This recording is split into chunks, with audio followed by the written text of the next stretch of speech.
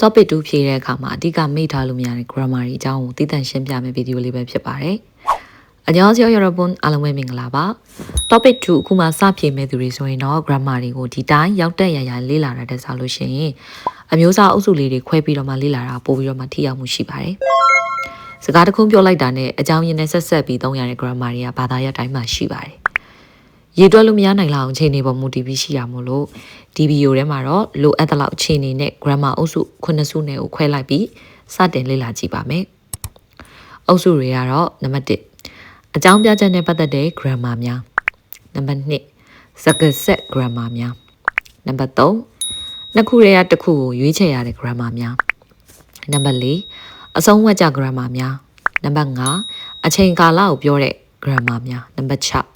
ရည်ရွယ်ချက်ကိုပြောတဲ့ grammar များနံပါတ်9ခက်မှန်းပြောဆိုတဲ့ grammar များဆိုပြီးတော့အုပ်စု9စုကိုအရင်ခွဲလိုက်ပါမယ်အဲ့ဒီအုပ်စုတွေကမှအကြောင်းပြချက်နဲ့ပတ်သက်တဲ့ grammar 10ခုကိုရွေးပြီးဒီဗီဒီယိုထဲမှာရှင်းပြသွားမှာဖြစ်ပါတယ်အကြောင်းပြချက်ကိုပြောတာမှန်ပေမဲ့ grammar တစ်ခုနဲ့တစ်ခုကွာခြားချက်ကလေးတွေရှိတတ်ပါတယ်ဒါပေမဲ့အကျမ်းများအပြည့်စင်တို့ရုံးမ grammar အနေနဲ့မှတ်ထားလိုက်ရင်စာမွေးမှာပိုအဆင်ပြေပါတယ်ကဲဒါဆိုလို့ရှိရင်တော့စာလိုက်ပါတော့မယ် topic 2အတွက်ကိုမဖြစ်မနေသိထားမယ်အကြောင်းပြချက်ပြ grammar 10ခုဆိုပြီးတော့မှစပြီးတော့မှတ်လိုက်ပါမယ်ပထမဆုံးတစ်ခုကကြတော့အားလုံးလည်းသိပြီးကြဖြစ်တဲ့အသုံးအများဆုံးနဲ့အခြေခံဆင့်ဖြစ်ပြီးအကြောင်းရင်းကြောင့်ရလဒ်တစ်ခုဖြစ်ပေါ်လာခြင်းကိုပြောပြတဲ့ကရိယာနဲ့တွဲသုံးတဲ့ are or your so အနောက်မှာတော့အမိန့်ပေးဝတ်ကြဒါမှမဟုတ်လို့ရှိရင်တိုက်တွန်းတဲ့ဝတ်ကြတွေသုံးလို့မရပါဘူးလို့ဆိုတဲ့အကြောင်းပြချက်မြန်မာလိုအဓိပ္ပာယ်လို့ဆိုတဲ့အဓိပ္ပာယ်နဲ့သုံးပါမယ်ဘဲကဘာသောဖြောင်းဝန်းတွေကဆော်ရောနံပါတ်2ကတော့ဥနိကာဒါကြောင့်မို့လို့ဆိုတဲ့အဓိပ္ပာယ်အဲ့တော့သူ့ရဲ့အဓိပ္ပာယ်ကကြတော့ပြောသူရဲ့အမြင်ဒါမှမဟုတ်လို့ရှိရင်ခိုင်မာတဲ့အကြောင်းပြချက်ကိုပေးတဲ့အခါမှာသုံးပါတယ်အနောက်ကဝက်ကြမှာအမိန့်ပေးတာတိုက်တွန်းတဲ့ဝက်ကြတွေလိုက်နိုင်ပါတယ်ပြောရရင်တော့ဒါဖြစ်တာကြောင့်မို့လို့ဒါလောက်ကြရအောင်ဒါဖြစ်တာကြောင့်မို့လို့ဒါလောက်ပါပေါ့အဲ့လိုမျိုးတွေပြောချင်တဲ့အခါမှာဥနိကာကိုသုံးပါတယ်날씨가 좋으니까 같이 산책해요ရာဒီဥဒူကောင်းလို့အတူတူလမ်းလျှောက်ကြမလားလမ်းလျှောက်ကြရအောင်နောက်တစ်ခုနံပါတ်3ဒီ grammar ကတော့ဂီတဲ့မှုနဲ့တဲ့အတွက်ကြောင့်ဆိုတဲ့ grammar ပေါ့ကျောင်းရင်းကိုပို့ပြီးတော့မှလေးလေးနက်နက်နဲ့တရားဝင်ဖုန်းမယ်ကြဖော်ပြတဲ့အခါမှာသုံးပါတယ်စာရေးသားတဲ့အခါမှာပို့ပြီးတော့မှအသုံးများပါတယ်အဓိပ္ပာယ်ကတော့တဲ့အတွက်ကြောင့်ဥပမာအနေနဲ့ပြောရရင်비가 오기 때문에 행사가 취소되었습니다မိုးရွာတဲ့အတွက်ကြောင့်ခန်းနာကိုဖျက်သိမ်းလိုက်ပါတယ်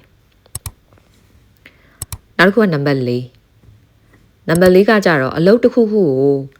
အားစိုက်လုပ်နေရတဲ့အတွက်ကြောင့်မို့လို့နောက်ထပ်တစ်ခုကိုမလုပ်နိုင်တော့တဲ့ negative result အခြေအနေမှာသုံးပါတယ်အရှိကလှုပ်ဆောင်ချက်ပြကရိယာတွေနဲ့ပဲသုံးရပါတယ်ပြောရှင်တော့ action verb နဲ့ပဲသုံးရမယ်ပေါ့အဲ့တော့ငါဒါလုပ်နေရတာနဲ့ဒါမလုပ်နိုင်တော့ဘူးဆိုတဲ့အခြေအနေမျိုးတွေမှာသုံးပါတယ်숙제를하느라고 잠을 못 잤어요အင်စာလုံနေရတာနဲ့အိတ်ကိုမအိတ်လိုက်ရဘူးအရင်ပြတ်သွားတယ်နောက်တစ်ခုနံပါတ်5ကကြတော့တဦးတစ်ယောက်ဒါမှမဟုတ်လို့ရှင်အခြေအနေတစ်ခုရဲ့အကူအညီကြောင့်ကောင်းမွန်တဲ့ရလဒ် positive result ရရှိတဲ့အခြေအနေမျိုးမှာသုံးပါတယ်선생님 덕분에 한국어 실력이 많이 늘었어요ဆရာမရဲ့ကျေးဇူးကြောင့်ကိုရီးယားစာရေးချင်းတွေအများကြီးတိုးတက်လာပါတယ်နောက်တစ်ခုနံပါတ်6ကကြတော့탁세မကောင်းတဲ့အကြောင်းရင်းဒါမှမဟုတ်လို့ရှိရင်အမှားတစ်ခုခုကြောင့်မို့လို့စိုးကျိုးရလဒ်တွေဖြစ်ပေါ်လာတဲ့အခါမှာသုံးပါတယ်ဥပမာအနေနဲ့ပြောရရင်사고가 난 탓에 길이 많이 막혀요မတော်တဆဖြစ်တဲ့အတွက်ကြောင့်ဒီမှာတော့ tax ဆိုတာကိုကျတော့အပြစ်ဆိုတဲ့အဓိပ္ပာယ်နဲ့သုံးလို့ရတယ်မတော်တဆဖြစ်သွားတဲ့အတွက်ကြောင့်လမ်းတွေအရန်ပိတ်နေတယ်နောက်တစ်ခုနံပါတ်9ကကြတော့မိမိရဲ့လှုပ်ဆောင်ချက်တစ်ခုအတွက်အကြောင်းပြချက်ပေးရတဲ့အခါတွေမှာသုံးတယ်။များသောအားဖြင့်တော့စကားပြောတွေမှာအဓိကသုံးပါတယ်။ခီလေအဲ့တော့ဘိုက်စာနေလို့မုံလေးနည်းနည်းဝယ်ခဲ့လိုက်တယ်ဒီလိုချင်းနေမျိုးသုံးခြင်းတယ်။ဘဲကကိုဖုတ်ကြီးလေ빵은 좀 샀어요ဘိုက်စာနေတာမို့လို့မုံလေးနည်းနည်းလောက်ဝယ်ခဲ့လိုက်တယ်။နောက်တစ်ခုကတော့မမျော်လင့်ထားတဲ့အကြောင်းရင်းတစ်ခုကရုတ်တရက်ဖြစ်ပေါ်လာပြီးတော့မကောင်းတဲ့ရလဒ်ဖြစ်သွားတဲ့အခြေအနေမှာသုံးပါတယ် grammar ရဲ့ပုံစံကတော့은하 바람에ဥပမာပြောပြရင် ရုတ်တရက်ကြီးမိုးရွာချလိုက်တာကြောင့်မို့ဝတ်စားတွေအားလုံးစိုးကုန်တယ်အဲ့လိုပြောချင်တယ်ပေါ့ 갑자기 비가 오는 바람에 옷이 다 젖었어요. 나르고 넘버 9. 음무로 레시래 이무로 레시래. အဲ့တော့သူ့ရဲ့အဓိပ္ပာယ်ကကြတော့အကြောင်းပြချက်ကိုလုံးဝစာဆန်ဆန်နဲ့ရေးခြင်းတယ် formal ကြကြနဲ့ဖော်ပြလို့တဲ့အခြေအနေမျိုးတွေမှာဒီ umuro ဆိုတဲ့စကားလုံးလေးကိုအကြောင်းပြချက်အနေနဲ့သုံးပါတယ်သတင်းတွေကြော်ညာချက်တွေ topic writing number 53နေမှာအများဆုံးတွေ့ရတတ်ပါတယ်ဥပမာပြောပြရရင်တော့စာကြည့်လိုက်ကအများသုံးနေရာဖြစ်တဲ့အတွက်ကြောင့်မို့လို့လုံးဝငြိမ်ဝတ်နေရမယ်အေးစေးတိတ်တိတ်ဆိတ်ဆိတ်နေရမယ်ဆိုတာကိုပြောချင်တယ်ဆိုလို့ရှိရင်တော့도서관은 공공장소이므로 접속해야 합니다. 정속해야 합니다. အဓိကကတော့ဒီချက်ခုသုံးပြလိုက်တဲ့ grammar ကကြတော့ i므로 နဲ့သုံးလိုက်တာ noun နဲ့သုံးလိုက်တာပေါ့နော်စာကြည့်လိုက်ကအများသုံး